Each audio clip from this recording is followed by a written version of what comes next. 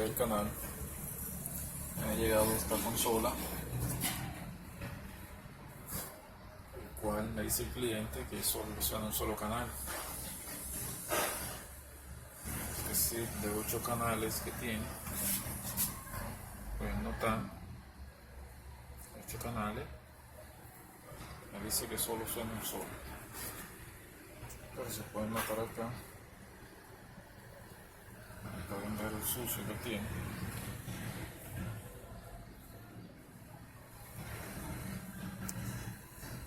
Vamos a proceder a darle una limpieza y un mantenimiento a ver si se soluciona el problema.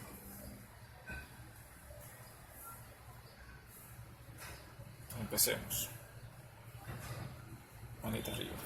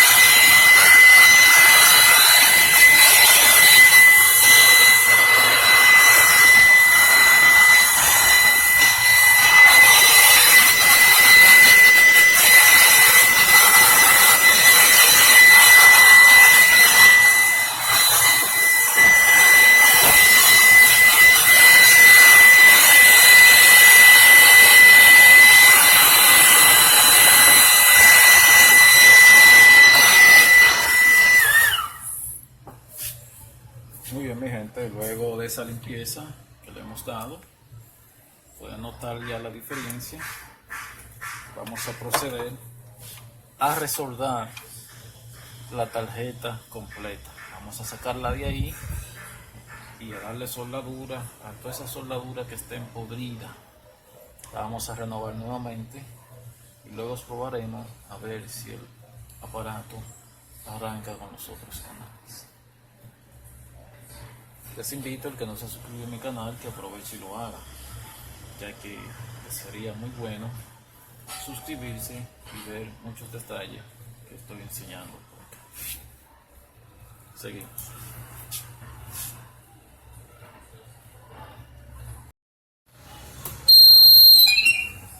Muy bien, mi gente del canal, ya Estamos listos, ya limpiamos todo y tenemos sonido en el micrófono. Sí, sí. 1, 2, 3, probando. Sí, sí. Es decir que ya tenemos audio en los canales. Ya dimos la limpieza, la resoldada y no meritó hacer nada más. Todo está ya perfecto. Esto es un nuevo video más de Electrónica Mario Tutoriales, invitándolo a que se suscriban a mi canal.